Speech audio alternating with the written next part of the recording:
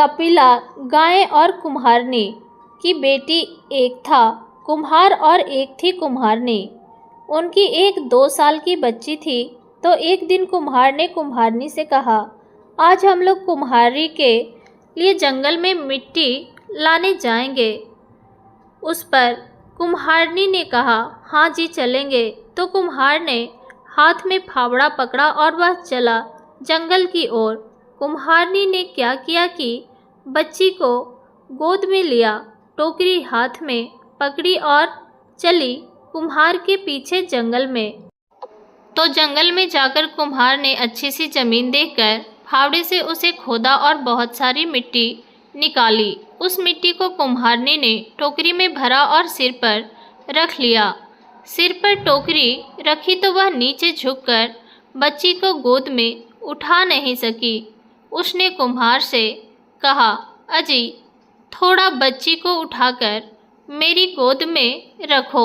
इस पर कुम्हार एकदम भड़का, कहने लगा, तुम इस बच्ची को घर लाओ या इस मिट्टी को तुम घर आ जाओ या इधर ही रहो, मुझे उससे कोई मतलब नहीं।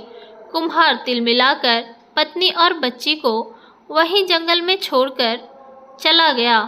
उसके जाने के बाद कुम्हारनी ने सोचा, यदि वह मिट्टी की टोकरी घर लेकर नहीं गई तो कुम्हार उसे पीटेगा।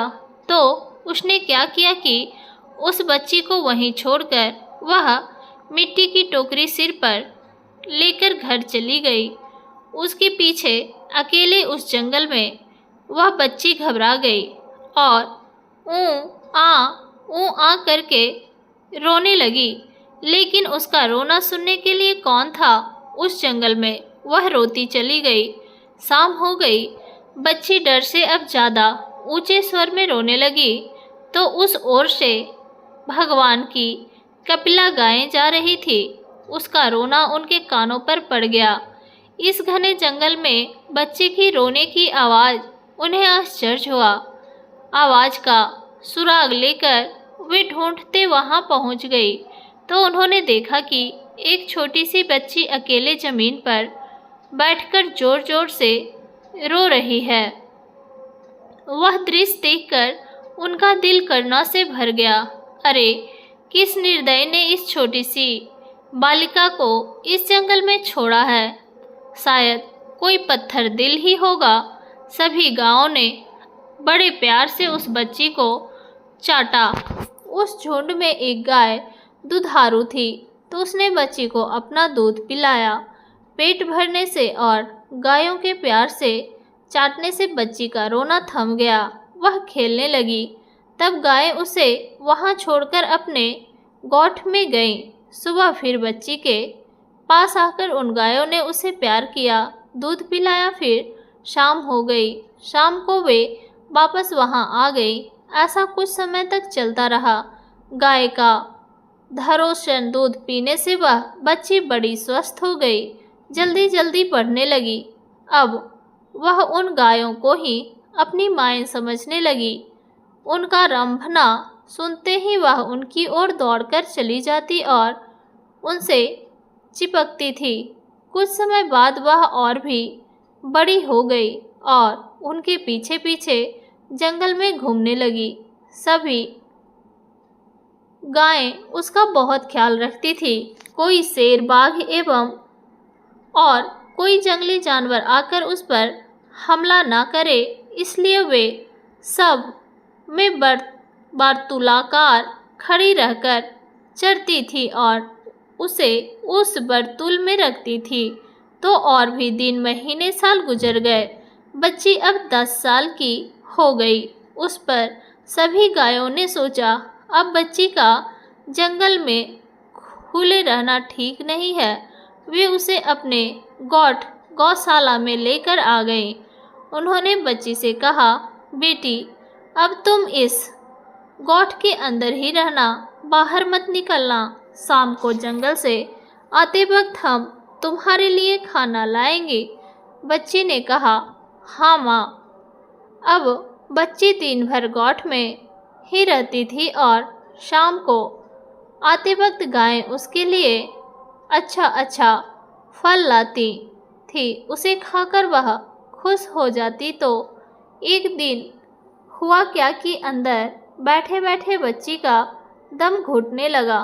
उसने सोचा कुछ समय के लिए क्यों न बाहर खुली हवा में जाऊं, तो बच्ची गॉट के बाहर खड़ी हो गई। उसी समय उस तरफ से एक राक्षस जा रहा था। उसने उस बच्ची को देखा तो उसके मुंह में पानी आ गया। सोचा यह बच्ची एकदम कोमल ककड़ी की तरह है, इसका गोश्त खाऊंगा तो दिल खुश हो जाएगा। कितने दिनों से ऐसा लज्जतदार मांस नहीं खाया है। वह बच्ची को और बढ़ने लगी। बच्ची ने अपनी ओर आते राक्षस को देखा तो घबरा गई, दौड़कर गॉट के अंदर चली गई और उसने दरवाज़ा बंद कर लिया। तब राक्षस क्रोधित हो गया, फिर भी मृदु आवाज़ में उसने बच्ची से कहा, मेरी लाडो बेटी, जरा दरवाज़ा खोल दे। तो उस गॉट के नज़दीक एक आम का पेड़ था।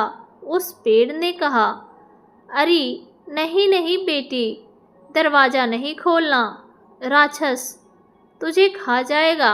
पेड़ के ऐसा कहने पर राक्षस को गुस्सा आ गया। वह दौड़कर उस पेड़ के पास गया और पेड़ पर जोर से एक लात लगाई। पेड़ टूटकर नीचे गिर पड़ा। उसकी टहनियाँ इधर उधर बिखर गईं। फिर वह वापस गॉट के दरवाजे के पास गया और उसने बच्ची को आवाज़ दी, मेरी प्यारी लाडो, जरा दरवाज़ा खोल दे। तो गॉट के नज़दीक एक नारियल का पेड़ था। उस पेड़ ने कहा, नहीं नहीं बेटी, दरवाज़ा मत खोलना, राक्षस तुझे खा जाएगा। बच्ची ने दरवाज़ा नहीं खोला तो राक्षस गुस्से से आग बबूला हो गया। दौड़कर उसने उस नारियल के पेड़ पर 2-4 लातें मार दी और उसे ज़मीन पर गिरा दिया। अब तीसरी बार दरवाजे के पास जाकर उसने कहा, मेरी प्यारी लाडो, जरा दरवाज़ा खोल दे। तो उस गॉट के नज़दीक एक अंबाड़ी व्यंजन के लिए उपयुक्त खट्टे स्वाद का एक फल का पेड़ था। उस पेड़ ने कहा, नहीं नहीं बेटी, दरवाज़ा मत खोलना, राक्षस तुझे खा जाएगा। अब राक्षस मानो जल भूनकर राख हो गया। वह उस अंबाड़ी के पेड़ पर लात मारने वाला ही था। इतने में उसे ख्याल आया कि अंधेरा छाने लगा है और गाय के गॉट में वापस आने का वक्त हो गया है। उसने सोचा, यदि गाय आ गई तो मैं मुसीबत में पड़ सकता हूँ। अक्लमंदी इसमें है कि मैं यहाँ से जाऊँ। लेकिन दूसरे दिन वापस आकर लड़की को खाने का मन में मंसूबा रखकर राक्षस वहाँ से चला गया। राक्षस के जाने के थोड़ी देर बाद गाय वहाँ आ गई। आते ही उनकी नाकों में राक्षस के शरीर की गंध सूंघ ली। गॉट के बाहर उसके पाँव की निशानियाँ भी उन्होंने देखी। तो यहाँ कोई राक्षस आया हुआ है, इसका उन्हें यकीन हो गया। वे डर गई। हे भगवान, हमारी बच्ची सुरक्षित हो। सभी गायें दौड़ते हुए गॉट के दरवाजे के पास पहुंची। उसके पहुंचने से दरवाज़ा अपने आप खुल गया। सब एकदम अंदर घुसी तो उनको बच्ची अंदर दिखाई नहीं दी। वे सब व्याकुलता से हम्मा हम्मा करके उसे ढूंढने लगी। ढूंढने के बाद बच्ची एक कोने में सहमी हुई रोती हुई उन्होंने देखी तो गायें दौड़कर उसके पास गई, उसे चाटा और पूछा, बोलो बेटी, क्या हुआ? किसने डराया तुझे? बच्ची ने सब बात बता दी। सुनकर वे सब क्रोधित हो गई। उस राक्षस की यह हिम्मत हमारी बेटी को खाने आए। ठहर, कल सिखाएंगे उसे सबक। दूसरे दिन सुबह एक भी गाय चरने जंगल नहीं गई। सब छुपकर गौठ में रही। इधर राक्षस ने किया क्या कि सुबह उठकर मुंह धोया, दांत मंजन करके उनको शान से तेज किया और बच्ची का गोश्त खाने का ख्याली पुलाव मन में पकाकर वह कपिला गायों के उस गौठ के पास आ गया। आकर उसने पहले की तरह मृदु स्वर में ही कहा, लाडो बेटी जरा दरवाज़ा खोल दे। तो अंबाड़ी के पेड़ ने कहा, नहीं नहीं बेटी, दरवाज़ा मत खोलना, राक्षस तुझे खा जाएगा। राक्षस ने दौड़कर उसके तने पर गुस्से से 4-5 लातें मारी तो उसका तना टूटकर उसके टुकड़े हो गए। इस तरह राक्षस ने गौठ के आसपास के सब पेड़ तोड़ डाले। आखिर में उसे रोकने वाला एक भी पेड़ नहीं बचा तो दरवाज़ा तोड़कर वह गौठ के अंदर घुसा।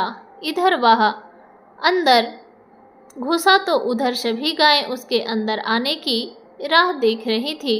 उसके अंदर पाँव रखते ही जो गाय बच्ची को दूध पिलाती थी उसने अपना सिंघाड़ा उस पर पहले मारा, बाद में दूसरी ने, तीसरी ने, ऐसा करके सभी गायों ने मिलकर उसकी कमर तोड़ दी, हाथ पैर तोड़े और उसको जख्मी करके दूर जंगल में फेंक दिया। जख्मी राक्षस ने सोचा, सही सिर सलामत तो पगड़ी 50, उसके बाद जीवन में कभी किसी बच्ची का गोश्त खाने की इच्छा नहीं रखूँगा। इधर राक्षस को सबक सिखाकर गायों ने बच्ची से कहा, बेटी अब कोई राक्षस तुझे सताने यहाँ नहीं आएगा, तुम निर्भय रहो। तो और कुछ दिन सुख शांति से बीत गए। अब बच्ची नहीं रही, एक सुंदर सी कन्या बन गई थी। अब उसका डर भी कम हो गया। गायों के जंगल में चरने के लिए जाने के बाद वह गौठ से बाहर निकलती, झरने पर जाकर स्नान करती, पंछियों का संगीत सुनती, पेड़ लताओं पर खिले सुंदर से फूल तोड़ती और उन्हें बालों में लगाती। एक दिन हमेशा की तरह वह झरने पर स्नान करके फूल तोड़ रही थी तो उस तरफ से उस राज का राजकुमार जो शिकार के लिए निकला था, एक हिरन के पीछे पीछे दौड़ता वहां पहुंच गया। उसने उस कन्या को देखा और उससे बहुत भाग गई। उसने कन्या से बात करने का प्रयत्न किया तो कन्या दौड़कर गौठ में घुस गई और दरवाज़ा बंद कर लिया। राजकुमार पहली ही नज़र में उस कन्या से प्यार करने लगा। वह अपने घर गया और अपनी माता को उसने अपने प्यार की बात बताई। राजमाता ने वह बात राजा को बताई तो राजा ने कहा, ठीक है, जैसी पुत्र की इच्छा, यदि उसे उस कन्या पसंद है तो उसके साथ ही उसकी शादी करेंगे। राजा ने तुरंत प्रधान को आदेश दिया कि कुछ सिपाही साथ में लेकर उस वन में जाओ और उस कन्या को राजमहल में लेकर आओ। राजा के आदेशानुसार प्रधान कुछ सिपाही के साथ में लेकर गया और कन्या को साथ में लेकर राजमहल आ गया। कन्या की सुंदरता देखकर राजा और रानी दोनों ही प्रभावित हो गए। अपने पुत्र की पसंद की उन्होंने प्रशंसा की। रानी ने तुरंत ही दासियों से कहकर कन्या को सुगंधित तेल और उपटन लगाकर नहलाया, उसे पहनने को अच्छे कपड़े दिए, उसे अलंकार पहनाए, उसके बाल बनाए। अब कन्या इस वेश में पहले से भी सुंदर दिखने लगी, जैसे वह स्वर्ग की अप्सरा हो। कुछ दिन तक रानी माँ ने उसे अपनी देखभाल में राजघराने की रस्में और रिवाजों की शिक्षा दी। जब वह पूरी तरह राजघराने की बहू बनने योग्य हुई तो राजकुंवर और उसका बड़ी धूमधाम से विवाह किया तो वह कुम्हार की लड़की अब राजा की बहू बन गई। उसके पास अब सारा सुख चैन था।